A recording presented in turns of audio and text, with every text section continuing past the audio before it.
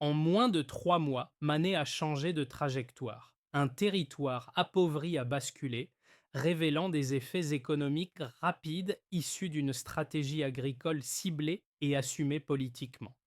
Pourquoi ce basculement vous concerne-t-il directement avec Ibrahim Traoré?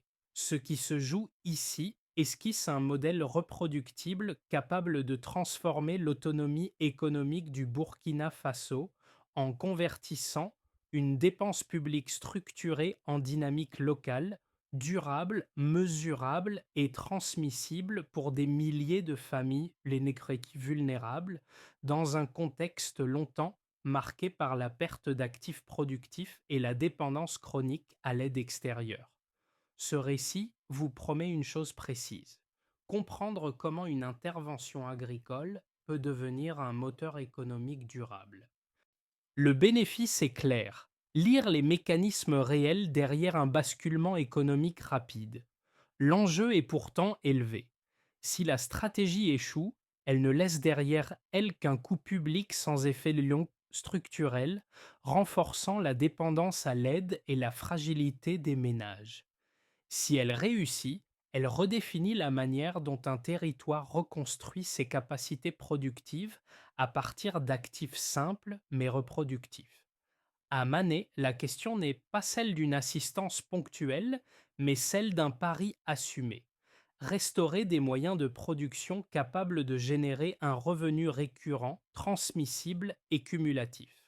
Cette approche implique des risques concrets: un déploiement trop lent, un accompagnement technique insuffisant ou des marchés incapables d'absorber les excédents auraient pu neutraliser l'effort initial. Mais lorsque les conditions sont réunies, les effets dépassent les bénéficiaires directs.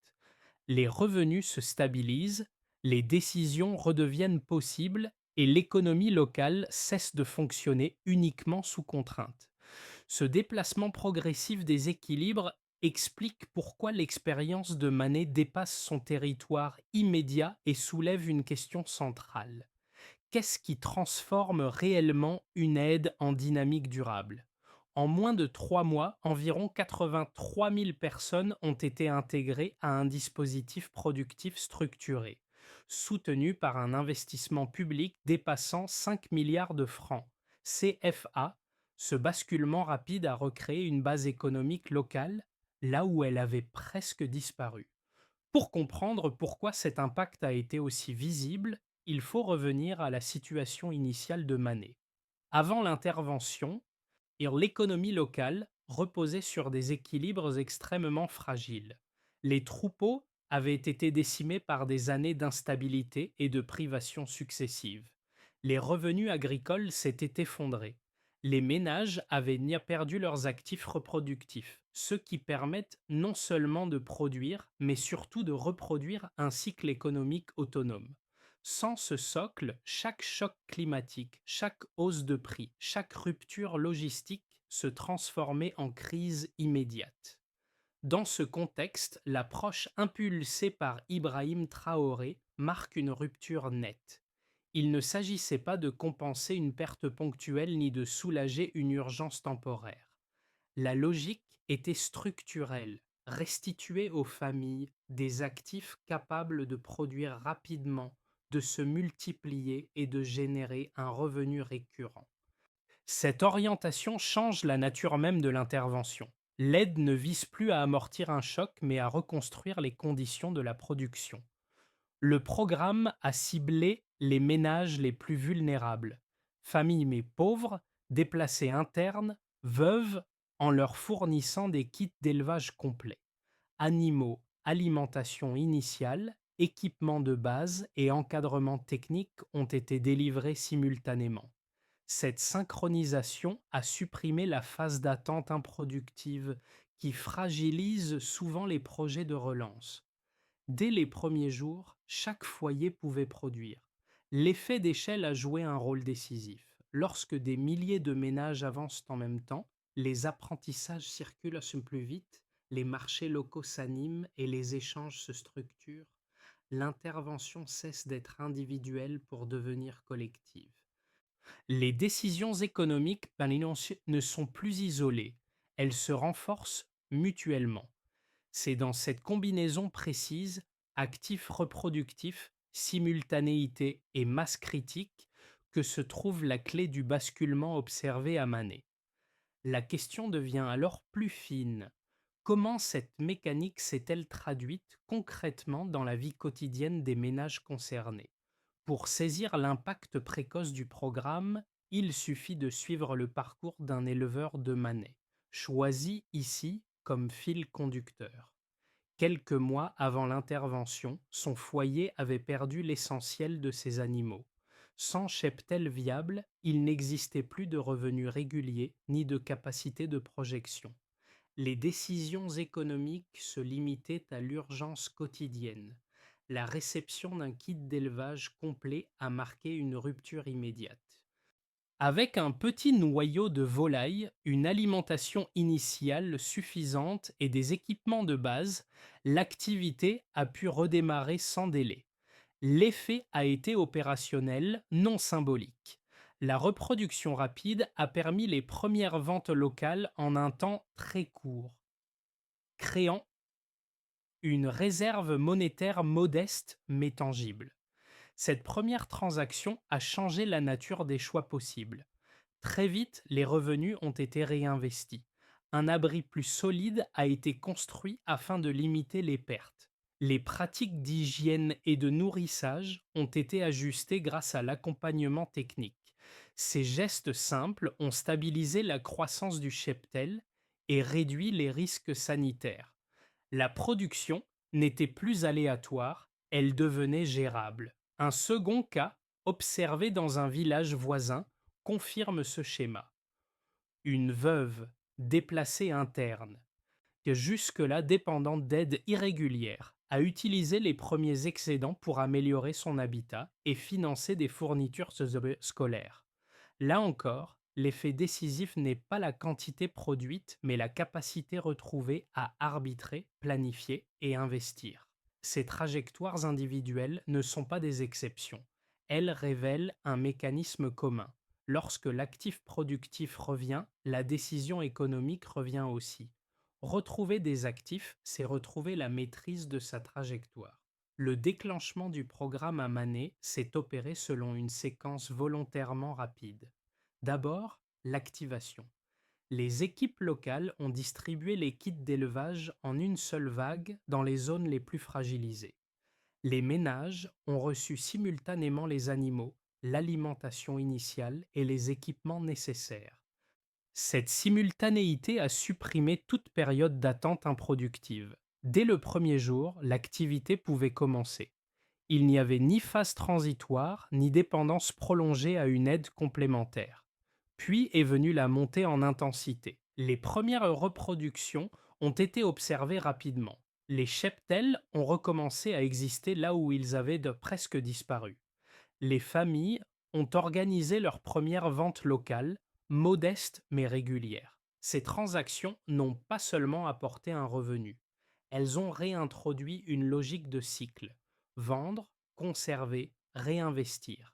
Chaque décision prenait sens dans une continuité économique retrouvée. L'alimentation cessait d'être une urgence permanente. À mesure que les volumes augmentaient, l'effet collectif s'est affirmé. Les marchés hebdomadaires ont changé de physionomie. Une offre nouvelle de volailles, d'œufs et de jeunes animaux est apparue. Les échanges se sont densifiés. Les pratiques efficaces ont circulé entre voisins. Les erreurs ont été corrigées plus vite. L'initiative individuelle s'est transformée en dynamique partagée. À ce stade, le programme n'était plus perçu comme une intervention extérieure, mais comme une activité locale appropriée. C'est dans cette phase que la cohérence de la stratégie portée par Ibrahim Traoré est devenue pleinement lisible. L'objectif n'était pas de créer un pic artificiel de production, mais de structurer un cycle reproductible. Les excédents générés n'ont pas été immédiatement consommés. Ils ont servi à améliorer les abris, sécuriser l'alimentation animale et réduire les pertes. Chaque réinvestissement renforçait la capacité de production suivante. Enfin, la phase de rémanence s'est installée. Moins de 3 mois après le lancement, les effets ne se sont pas dissipés. Ils se sont enracinés.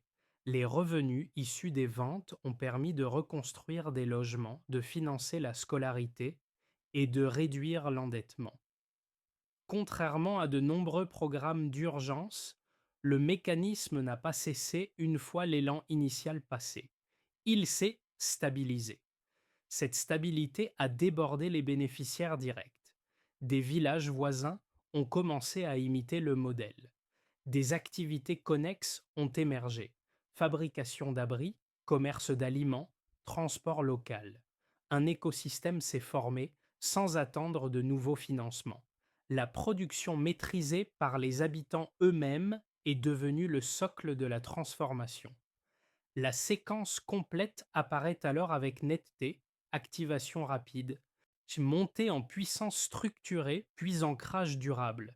Elle ouvre une question décisive suspendue depuis le début. Quels éléments mesurables confirment que cette dynamique dépasse l'effet de lancement? Le point de départ mesurable est clair. Avant l'intervention, la région de Mané disposait de très peu d'actifs reproductifs fonctionnels. Après le déploiement du programme, cette base productive a été restaurée à grande échelle. Un premier indicateur concerne l'ampleur humaine du dispositif. Environ 83 000 personnes ont été intégrées dans un cycle productif actif. Ce chiffre ne traduit pas un ciblage marginal, mais un choix d'échelle assumé. Lorsqu'un volume aussi important de ménages démarre simultanément, les effets ne s'additionnent pas simplement, ils se renforcent. Les marchés locaux gagnent en profondeur. Les échanges deviennent réguliers et les apprentissages circulent plus vite. La masse critique transforme des initiatives individuelles en dynamique collective. Le deuxième indicateur est financier. Plus de 5 milliards de francs CFA ont été mobilisés pour financer les animaux, l'alimentation initiale, la logistique et l'accompagnement technique. Cette somme ne s'est pas traduite par une consommation immédiate. Elle a servi à installer une capacité productive durable. L'investissement public agit ici comme un levier. Il réduit la dépendance à l'aide extérieure tout en accélérant la mise en production. En d'autres termes, la dépense ne compense pas une perte, elle reconstruit un socle. Le troisième indicateur concerne l'évolution des cheptels. En moins de 3 mois, les effectifs de volailles et d'animaux reproducteurs ont augmenté à plusieurs reprises dans la majorité des foyers bénéficiaires. Cette progression rapide n'est pas aléatoire. Elle résulte de la combinaison entre actifs adaptés, alimentation suffisante et encadrement technique de base. L'effet immédiat est double: une amélioration de la sécurité alimentaire et l'apparition d'excédents commercialisables. Pris ensemble, ces trois repères dessinent une trajectoire cohérente. Ils distinguent ce programme d'intervention centré uniquement sur le transfert de ressources. Ici, les actifs distribués produisent de même leurs effets dans le temps. Les ménages peuvent planifier leurs ventes, anticiper les cycles de reproduction et projeter de petits investissements successifs. Et cette capacité de projection constitue un marqueur clé de sortie de la pauvreté structurelle. Les chiffres ne racontent toutefois qu'une partie de l'histoire. Ils prennent sens lorsqu'ils se traduisent en pratique. Les familles acquièrent des routines simples mais décisives: gestion sanitaire, rationnement, organisation des ventes. Ces gestes réduisent les pertes et stabilisent la production. La régularité des revenus devient un indicateur aussi important que leur niveau. Sous l'impulsion d'Ibrahim Traoré, la logique stratégique apparaît alors lisible: restaurer des actifs, atteindre une échelle suffisante, puis ancrer l'autonomie économique localement. Les données ne décrivent pas un succès ponctuel. Elles tracent les contours d'un cycle productif capable de se maintenir et de s'étendre. La question ouverte depuis le début trouve ici un premier élément de réponse. La dynamique observée repose sur des mécanismes mesurables. Reste à savoir si cette solidité résiste aux critiques. Une première lecture critique avance que l'essor observé à Mané pourrait n'être qu'un effet de lancement. Selon cet argument, la croissance rapide des cheptels dans les premiers mois ne garantit en rien une stabilité durable. Des expériences similaires, menées dans d'autres régions sahéliennes, ont parfois montré des démarrages prometteurs suivis d'un essoufflement. En cause, un suivi sanitaire insuffisant, des marchés incapables d'absorber l'augmentation de l'offre ou une dépendance persistante à des apports extérieurs. Dans cette perspective, la dynamique actuelle risquerait de s'éroder une fois l'élan initial dissipé. Une seconde critique insiste sur la contrainte des débouchés. L'augmentation simultanée de la production dans de nombreux foyers pourrait saturer rapidement les marchés locaux. Si les prix chutent ou si les circuits de vente restent limités, les ménages seraient incités à vendre trop tôt ou à réduire la reproduction. Le cycle productif, pourtant bien enclenché, pourrait alors perdre sa rentabilité et fragiliser les acquis. Cette lecture met en garde contre une vision excessivement optimiste fondée sur les seuls résultats initiaux. Ces deux arguments méritent d'être pris au sérieux. Ils rappellent que la durabilité ne se décrète pas et que les premières réussites peuvent masquer des fragilités structurelles. Toutefois, l'examen des faits observables à Manet permet de nuancer ces inquiétudes. D'abord, la progression des effectifs en moins de 3 mois indique un processus reproductif viable et non un simple afflux ponctuel. Les actifs distribués sont, par nature, conçus pour se multiplier. Ensuite, les revenus générés ne sont pas absorbés par une consommation immédiate. Ils sont majoritairement réinvestis dans des abris, de l'alimentation et des pratiques sanitaires, ce qui renforce la résilience du cycle. Enfin, la diffusion spontanée du modèle vers des villages voisins suggère que les pratiques mises en œuvre sont transférables et compréhensibles, sans dépendre de conditions exceptionnelles. Ces éléments ne suppriment pas les risques identifiés par les critiques, mais ils déplacent le débat. La question n'est plus de savoir si la dynamique est artificielle, mais comment elle peut être consolidée. La stratégie associée à Ibrahim Traoré apparaît alors moins comme une expérimentation fragile que comme une base économique en cours de structuration, dont la solidité dépendra surtout de la qualité de l'ancrage local et de la gouvernance à venir. Un basculement silencieux s'opère. À ce stade, le changement le plus profond ne concerne plus uniquement la croissance des cheptels ou l'augmentation des revenus. Il touche la manière dont les ménages se perçoivent eux-mêmes. À Mané, de nombreuses familles ne se définisseraient plus comme bénéficiaires d'un programme, mais comme gestionnaires actifs d'une activité économique. Ce déplacement du rôle marque un point de rupture décisif. La gestion quotidienne évolue rapidement. Les foyers organisent les cycles de reproduction, planifient les ventes et arbitrent entre consommation et réinvestissement. Les décisions ne sont plus dictées par l'urgence immédiate, mais par une logique de continuité. Chaque kit d'élevage fonctionne désormais comme une micro-activité familiale, avec des choix assumés et des objectifs clairs. Cette autonomie opérationnelle modifie les équilibres locaux. L'intervention portée par Ibrahim Traoré prend ici une dimension nouvelle. La stratégie ne se limite pas à fournir des moyens matériels. Elle réintroduit une capacité de décision locale absente depuis des années.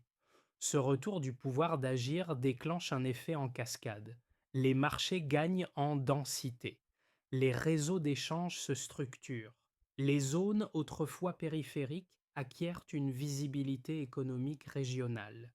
La révélation centrale est donc nette.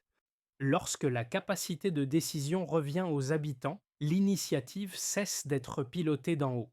Elle devient une dynamique communautaire. À partir de ce point, la trajectoire ne repose plus sur l'élan initial, mais sur des choix quotidiens maîtrisés, ouvrant la voie à des conséquences concrètes à l'échelle de tout le territoire. Les conséquences concrètes du programme se lisent d'abord à l'échelle de l'État. Pour les autorités publiques, la dynamique observée à Mané modifie la nature même de l'intervention économique. Une dépense publique initiale ne se dissout pas dans l'urgence, elle se transforme en capacité productive mesurable. Cette transformation réduit la pression sur les mécanismes d'assistance récurrents et crée un espace pour des politiques plus structurelles. Sous l'impulsion d'Ibrahim Traoré, l'action publique cesse d'être uniquement réparatrice pour devenir catalytique. Du point de vue des acteurs économiques locaux, l'effet est tout aussi tangible. Les marchés hebdomadaires enregistrent une densification progressive de l'offre sans rupture brutale. Cette régularité favorise l'émergence d'activités connexes, fabrication d'abris, vente d'aliments pour animaux, petits services de transport et de stockage. Les échanges deviennent plus prévisibles, ce qui stabilise les prix et réduit les comportements spéculatifs. Pour les micro-entrepreneurs, la visibilité retrouvée constitue un levier de décision et d'investissement. Au niveau des ménages, les changements sont à la fois discrets et profonds. La production régulière d'œufs, de lait ou de jeunes animaux crée un revenu prévisible, même modeste.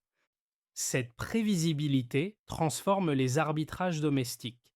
Les familles peuvent rembourser des dettes anciennes, améliorer l'habitat, financer des fournitures scolaires et constituer une épargne minimale. La sécurité alimentaire progresse en parallèle, réduisant l'exposition aux géants, aux chocs saisonniers et aux variations de prix.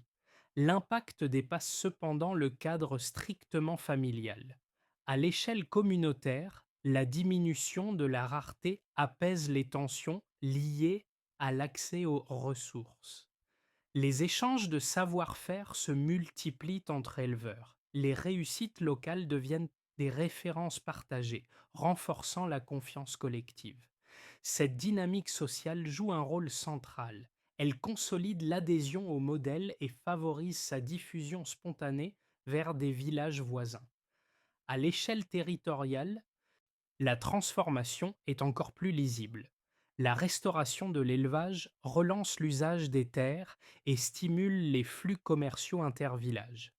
Certaines autorités locales identifient désormais des zones à fort potentiel productif et encouragent de petites infrastructures de soutien comme des espaces de stockage ou des points d'eau. Des coopérations émergent pour faciliter la vente en volume et sécuriser les débouchés. Le territoire, longtemps marginalisé, se reconnecte progressivement aux dynamiques économiques nationales. Ces effets combinés redéfinissent la place de la région dans son environnement économique. La richesse générée ne se concentre pas, elle circule. Les acteurs locaux ne subissent plus passivement leur contexte, ils commencent à le structurer. La stratégie associée à Ibrahim Traoré agit ici comme un déclencheur. Chaque transformation individuelle alimente une transformation collective, et chaque succès local renforce la stabilité régionale. Ainsi, les conséquences réelles du programme se déploient sur quatre plans distincts mais interdépendants: institutionnel, économique, familial et territorial. Ensemble, ils dessinent un modèle capable de dépasser le court terme. Une interrogation s'impose alors naturellement. Que produirait cette dynamique si elle était étendue au-delà de Manet? L'évolution du programme au cours des 6 à 12 prochains mois peut être envisagée à travers trois trajectoires conditionnelles. Il ne s'agit pas de prédictions, mais de cadres de lecture fondés sur les dynamiques déjà observées. Le raisonnement est simple. Si certaines conditions sont réunies, alors certains effets deviennent plausibles. Dans le scénario de continuité, les ménages maintiennent les cycles de reproduction actuels sans chercher une expansion rapide. Les volumes produits restent majoritairement absorbés par les marchés locaux. Les revenus progressent de manière modérée mais régulière. Les investissements demeurent donnés prudents, concentrés sur l'amélioration des abris, la sécurisation de l'alimentation animale et la stabilisation des pratiques sanitaires.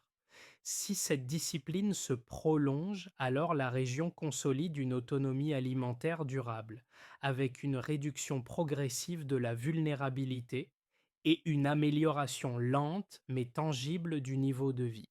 Le scénario de montée en puissance suppose un changement d'échelle maîtrisé. Les volumes produits dépassent les besoins immédiats et s'orientent vers des circuits plus larges. Des formes d'organisation collective émergent pour structurer la transformation, le stockage ou la distribution. Les ménages diversifient leurs activités intégrant des fonctions connexes à la production. Si ces réinvestissements se coordonnent, alors la croissance devient cumulative. La dynamique locale se transforme en moteur régional, capable de recomposer durablement l'économie agricole de zones entières. Le scénario de tension met en lumière les limites possibles. Une saturation des marchés, un accès insuffisant à des intrants de qualité ou un affaiblissement du suivi technique peuvent ralentir la dynamique. Les ménages risquent alors d'arbitrer en défaveur de la reproduction, privilégiant des ventes rapides au détriment du cycle productif. Si ces contraintes s'accumulent, alors le programme conserve ses acquis initiaux, mais peine à franchir un nouveau palier. La trajectoire reste positive, mais inachevée et plus fragile. Ces trois scénarios convergent vers un enseignement commun. L'avenir du programme dépend moins de facteurs extérieurs imprévisibles que de la capacité collective à gouverner la croissance. La question centrale devient stratégique. Comment organiser le passage d'une réussite locale à un système durable sans diluer les principes qui ont produit les premiers résultats? La recommandation qui en découle n'est pas technique mais conceptuelle. Observer les signaux faibles, ajuster le rythme et accepter une progression différenciée selon les territoires. Si cette approche prévaut, alors la dynamique initiée à Manet peut s'inscrire dans le temps sans perdre sa cohérence. La réponse à cette équation conditionnera la suite du récit au-delà des chiffres et des scénarios. Pour le public qui observe cette transformation, les effets de Manet résonnent différemment selon les trajectoires de vie. Un premier groupe concerné est celui des habitants des zones rurales fragiles. Pour eux, l'expérience montre qu'un territoire marqué par l'insécurité économique peut retrouver une capacité d'action sans attendre des solutions complexes venues de l'extérieur. Les récits de familles redevenues productrices modifient la perception des ressources locales, désormais vues comme activables plutôt que condamnées à l'épuisement. Un second groupe est plus urbain. Il s'intéresse aux implications structurelles de cette dynamique. L'augmentation de la production locale d'œufs, de lait et de viande suggère une réduction potentielle de la dépendance aux importations alimentaires. Cette perspective touche directement les ménages sensibles aux variations de prix. Lorsque les zones rurales se stabilisent, les villes bénéficient indirectement d'un approvisionnement plus prévisible et moins exposé aux chocs. Un troisième groupe est constitué de jeunes en quête d'opportunités économiques. À leurs yeux, les micro-activités issues de l'élevage ouvrent un champ plus large d'initiatives connexes: transformation, logistique, commercialisation ou formation technique. L'agriculture cesse d'apparaître comme une activité de repli. Elle devient un espace d'initiative accessible, fondé sur des mécanismes observables et reproductibles. Face à ces lectures croisées, deux leviers simples émergent pour le public concerné. D'abord, documenter et partager les expériences réussies afin de renforcer la confiance collective. Ensuite, créer des espaces d'échange pour diffuser les pratiques efficaces et éviter les erreurs déjà identifiées ailleurs. Ces gestes modestes ne transforment pas seuls une économie, mais ils contribuent à élargir la capacité d'agir individuelle et collective. La question qui demeure est alors personnelle autant que collective. Comment chacun peut-il s'inspirer de cette dynamique pour renforcer à son échelle sa propre marge de décision économique? La phase suivante repose moins sur l'innovation que sur la rigueur d'exécution. Transformer une réussite initiale en dynamique durable exige une séquence d'actions lisibles portées en priorité par les acteurs locaux. La vision associée à Ibrahim Traoré fournit un cadre stratégique, mais son efficacité dépendra de la précision des choix opérationnels sur le terrain. La première étape consiste à consolider les noyaux productifs existants. Les ménages stabilisent l'accès de leur cheptel en appliquant des pratiques simples et régulières, suivi sanitaire, contrôle des volumes, arbitrage entre vente et reproduction. La mesure est concrète. Constance des effectifs, régularité des revenus, baisse des pertes. Sans cette base, toute expansion fragilise l'ensemble. La deuxième étape vise la mutualisation à l'échelle des villages. Des dispositifs collectifs permettent de partager l'alimentation animale, l'abattage artisanal ou la commercialisation. Cette organisation réduit les coûts, sécurise les débouchés et protège les foyers les plus exposés. Les résultats se lisent dans l'amélioration des marges et la fluidité des échanges hebdomadaires. Vient ensuite le soutien par de petites infrastructures ciblées. Abris améliorés, espaces de stockage et pointes de transformation absorbent l'augmentation des volumes sans dégrader la qualité. Ces investissements restent limités, mais leur rendement est élevé lorsqu'ils sont synchronisés avec la production effective. La formation constitue un levier transversal. Des modules courts, pratiques et mobiles renforcent les compétences essentielles et rendent le modèle transmissible. Les progrès se mesurent par une meilleure maîtrise des cycles et une réduction des pertes évitables. Enfin, l'élargissement progressif des réseaux de vente transforme l'excédent en valeur durable. Lorsque les volumes s'écoulent au-delà du périmètre immédiat, la dynamique locale devient interterritoriale. C'est à ce stade que la stratégie impulsée par Ibrahim Traoré révèle tout son potentiel. La feuille de route est claire. Reste une question décisive. Comment garantir que chaque territoire avance à son rythme sans diluer les principes qui ont fait le succès initial? Le récit revient naturellement à l'éleveur de Mané qui a servi de fil conducteur. Quelques mois auparavant, son quotidien était dominé par la perte et l'incertitude. Les animaux avaient disparu, les revenus s'étaient éteints et l'horizon se limitait à la survie immédiate. Aujourd'hui, son foyer vit d'une production régulière, modeste mais stable. Les ventes sont planifiées, les cycles sont suivis et les décisions ne sont plus dictées par l'urgence. Cette transformation individuelle résume la portée réelle du programme.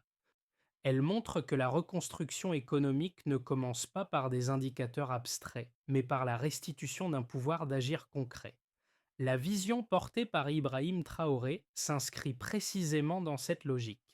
Redonner aux familles les moyens de produire, de décider et d'investir selon leurs propres priorités modifie durablement la trajectoire des territoires fragilisés. L'histoire de cet éleveur n'est pas un cas isolé. Elle devient un repère partagé, une preuve tangible que des trajectoires ascendantes peuvent émerger à partir de mécanismes simples et reproductibles. À mesure que ces parcours se multiplient, ils cessent d'être individuels. Ils forment une dynamique collective capable de résister au temps.